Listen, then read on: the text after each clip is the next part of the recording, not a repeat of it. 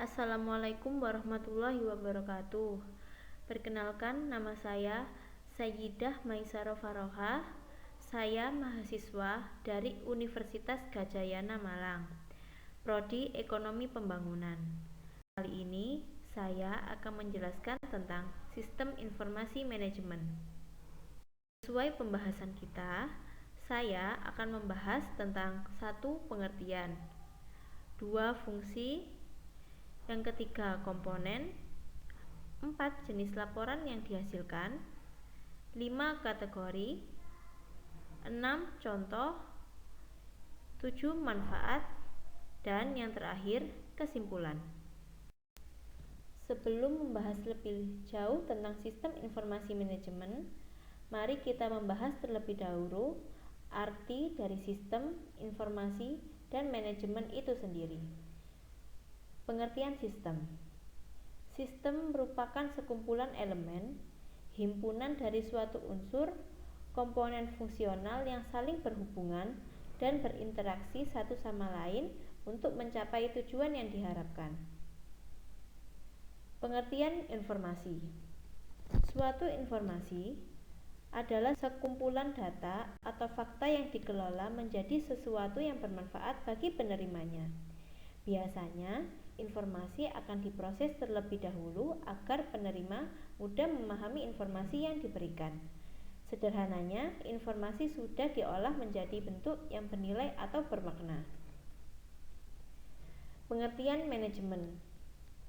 Manajemen merupakan suatu proses yang sistematis dalam perorganisasian sehingga dapat dilakukan pengendalian dan pengawasan untuk mencapai tujuan tertentu. Maka dapat disimpulkan bahwa sistem informasi manajemen adalah sekelompok atau sekumpulan proses di mana data dapat diolah, dianalisis, dan ditampilkan supaya data tersebut menjadi berguna untuk kebutuhan pengambilan suatu keputusan. Sistem ini merupakan alat yang sangat berguna untuk menunjang dan mengendalikan operasi perusahaan.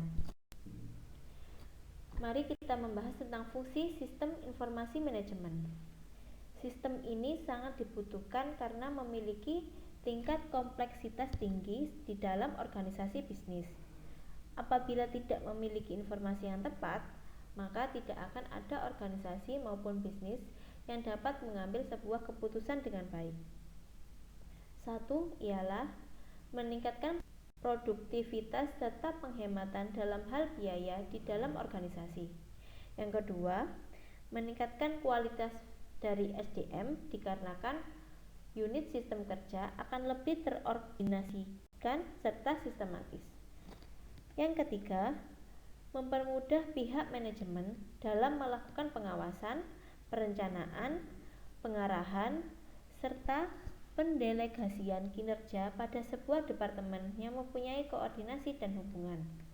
Yang terakhir, meningkatkan efisiensi serta efektivitas data yang lebih real time dan akurat. Selanjutnya, kita akan membahas tentang komponen sistem informasi manajemen. Sebuah sistem informasi manajemen perlu dibangun dengan beberapa komponen yang saling berkaitan dan memiliki pengaruh terhadap informasi satu dengan informasi yang lain. Perancangan sebuah sistem informasi manajemen melibatkan komponen berikut. 1. Manusia. Di dalam sebuah sistem informasi manajemen, manusia merupakan peranan yang sangat penting. Peran dari manusia sendiri adalah merancang, mengelola, mengoperasikan, membangun, dan menggunakan sistem tersebut, sehingga informasi yang dihasilkan pada sistem informasi manajemen akan memberikan manfaat bagi manusia dan bisnis yang dijalankan. Sumber daya manusia sangat diperlukan agar terciptanya sebuah sistem yang berjalan dengan baik dan semestinya. Yang kedua, informasi. Sistem informasi manajemen dibuat oleh manusia untuk menghasilkan informasi dari data yang bersifat mentah sehingga menjadi data yang dapat diolah dan berguna bagi bisnis. Informasi yang berguna di sini adalah informasi yang relevan, dapat dibandingkan, memiliki akuransi tinggi, tepat waktu, dan dapat dipertanggungjawabkan. Selanjutnya, yang ketiga adalah sistem. Sistem informasi manajemen adalah sebuah sistem besar di mana bentuk dari beberapa subsistem yang berbeda tugasnya, tetapi saling berhubung dan terintegrasi.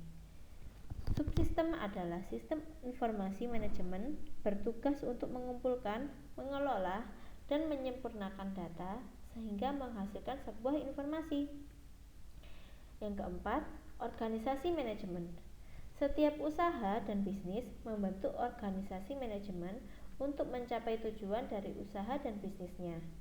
Fungsi dari organisasi manajemen sendiri adalah mengorganisir, melaksanakan, merencanakan, dan mengontrol operasional perusahaan atau organisasi. Yang kelima, mengambil keputusan. Pengambilan keputusan dapat diambil apabila bisnis tersebut memiliki informasi yang relevan dan dapat dipertanggungjawabkan. Seorang pebisnis maupun pengusaha tidak dapat mengambil keputusan dengan baik apabila tidak adanya sistem informasi manajemen sebagai wadah untuk mengelola informasi. Dapat dikatakan bahwa dasar pertimbangan untuk mengambil sebuah keputusan adalah menggunakan sistem informasi manajemen. Selain itu, informasi juga harus bersifat relevan dan mengandung fakta serta tidak ada unsur rekayasa. Kita akan membahas tentang jenis laporan yang dihasilkan. Pada umumnya, sistem informasi manajemen digunakan untuk menyimpan data dan membuat laporan yang akan digunakan oleh profesional bisnis sehingga analisis dan membuat keputusan. Berikut setidaknya terdapat 3 jenis laporan yang dihasilkan dari sistem informasi manajemen. Yang pertama yaitu real time. Jenis laporan yang pertama berupa real time atau dapat diartikan bahwa laporan tersebut dapat dimonitoring secara langsung. Laporan jenis ini biasanya digunakan dalam bisnis untuk melihat setiap perubahan pada informasi secara langsung serta tidak ada batasan waktu. Yang kedua, ad hoc. Laporan ini hanya dibuat satu kali oleh pengguna untuk menjawab pertanyaan. Jika laporan tersebut berguna, maka Anda dapat mengubah laporan tersebut menjadi laporan terjadwal. Laporan jenis ini hanya bisa digunakan sekali dan berfungsi untuk membuat laporan dalam jangka waktu yang pendek. Yang ketiga, dijadwalkan. Laporan yang ketiga merupakan laporan yang dibuat secara berkala. Laporan terjadwal memungkinkan perusahaan atau organisasi untuk mengelola data secara berkala dari waktu ke waktu. Pemohon telah menyediakan untuk menarik dan mengatur data. Contoh dari laporan yang dijadwalkan adalah seorang distributor dapat membandingkan angka penjualan dari toko yang berbeda dan menggunakan parameter yang berbeda. Hal tersebut dapat meningkatkan keuntungan dari bisnis serta dapat memonitoring kondisi pasar bisnis dengan baik. Kita akan membahas tentang kategori. Sistem informasi manajemen memiliki pengertian yang sangat luas, sehingga dapat dikategorikan dalam sebuah sistem. Di antaranya adalah sebagai berikut. Pertama, Business Intelligence System. Kategori ini biasanya akan digunakan oleh perusahaan yang membuat sistem keputusan bisnis berdasarkan pengumpulan, integrasi, dan analisis data serta informasi yang berhasil dikumpulkan. Sistem ini mempunyai kesamaan dengan EIS, namun hanya manajer dan eksekutif tingkat bawah yang menggunakan BIS. Yang kedua, Executive Information System. Manajemen tingkat senior lebih sering menggunakan EIS untuk membantu dalam membuat keputusan untuk memengaruhi organisasi. Hal yang perlu dipersiapkan oleh eksekutif adalah data dengan tingkat akurasi yang tinggi dan memiliki kemampuan untuk membaca data secara tepat dan akurat. Yang ketiga, Customer Relationship Management. CRM menyimpan berbagai informasi mengenai pelanggan, meliputi penjualan, informasi kontak, serta peluang pendapatan yang diperoleh. Departemen pemasaran, layanan pelanggan, business analysis, dan tim penjualan akan sering menggunakan sistem CRM. Yang keempat, Salesforce Automation System. Komponen khusus dari sistem SFA ini mampu untuk mengotomasikan banyak tugas yang dilakukan oleh tim atau departemen penjualan. Komponen tersebut mencakup manajemen kontak, pelacakan, pembuatan kontak, hingga manajemen pemesanan. Yang kelima, Financial Accounting System. Untuk kategori ini dikhususkan bagi setiap departemen yang bergerak di bidang akuntansi dan keuangan. Contoh tugas yang dilakukan adalah menghitung hutang dan piutang dagang. Yang keenam, Knowledge Management System. Sebuah layanan pelanggan dapat memanfaatkan KMS untuk menjawab setiap pertanyaan serta memberikan solusi dari permasalahan yang ada. Yang ketujuh, Marketing Information System. Tim pemasaran menggunakan MKIS untuk dapat melaporkan efektivitas dari proses pemasaran yang telah dilakukan. Selain itu, juga dimanfaatkan sebagai data yang dapat dianalisa untuk membantu marketing di masa yang akan datang. Yang selanjutnya adalah Supply Chain Management System. Contoh perusahaan yang menggunakan SCM adalah bisnis retail dan manufaktur, yang mana digunakan untuk melacak aliran sumber daya, bahan, dan layanan mulai awal pengembangan hingga proses pengiriman atau distribusi produk. Yang kesembilan, Transaction Processing System. Point of Sale juga termasuk dalam TPS, di mana sistem tersebut dapat memungkinkan wisatawan mencari hotel atau tempat penginapan secara cepat dan berkualitas. Tugas seorang karyawan di sini adalah menggunakan data sebaik mungkin untuk melaporkan tren penjualan secara bertahap. Yang ke-10, Human Resource Management System. Kategori yang terakhir ini digunakan untuk melakukan pencatatan kinerja dari karyawan serta menyusun laporan data gaji pegawai. Selanjutnya akan membahas tentang contoh sistem informasi manajemen.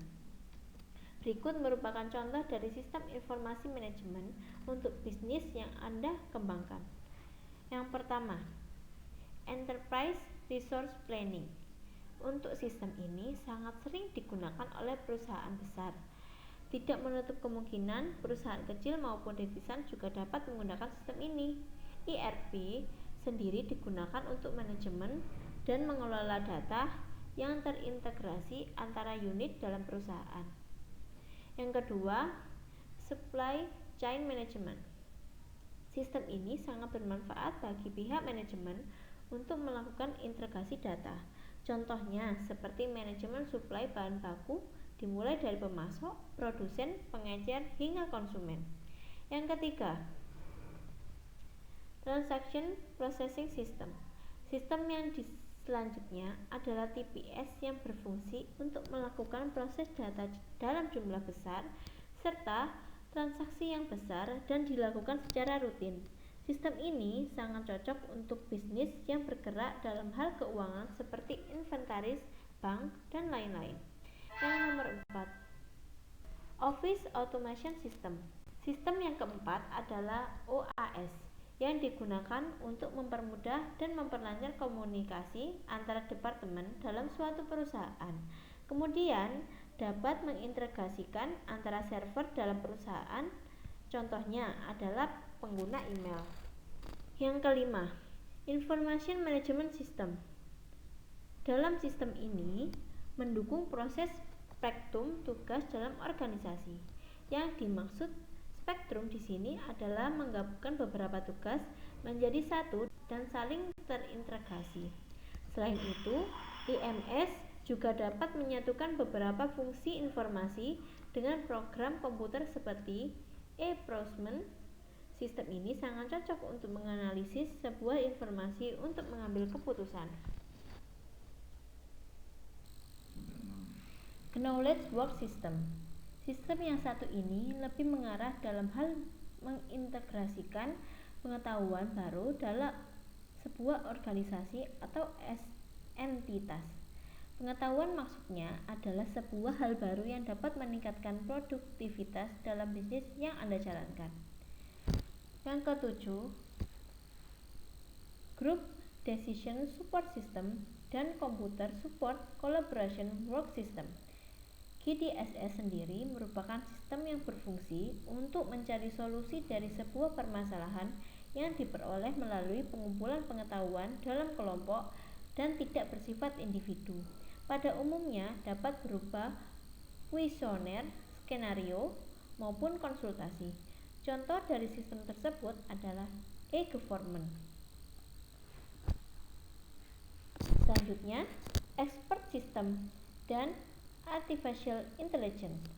Dalam sistem ini sedikit berbeda dengan sistem yang lain karena penerapannya menggunakan kecerdasan buatan.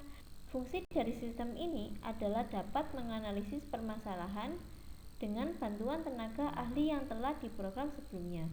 Contoh dari penerapan S dan AI adalah pembuatan sistem jadwal mekanik. Selanjutnya, Executive Support System.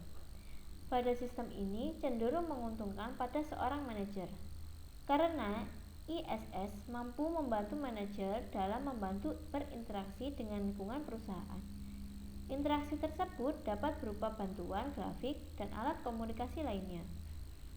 Yang ke-10, Decision Support System.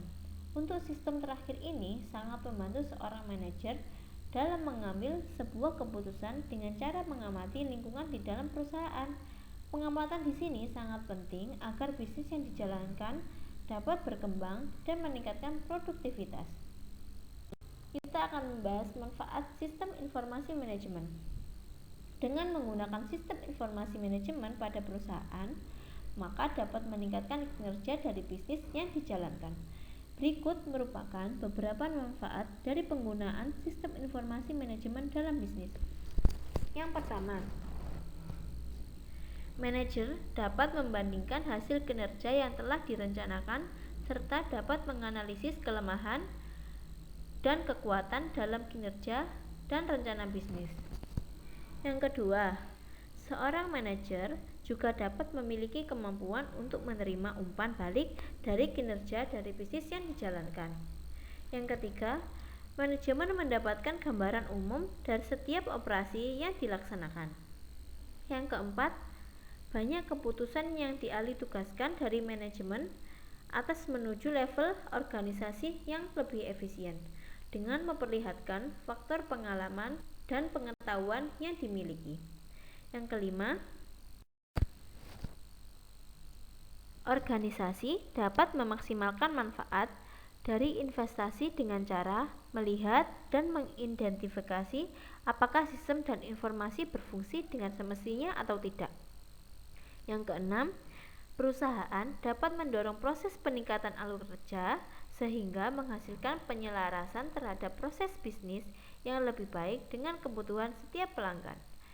Yang ketujuh, meningkatkan kualitas dari sumber daya manusia sehingga dalam sistem unit kerja dapat lebih sistematis dan terorganisir.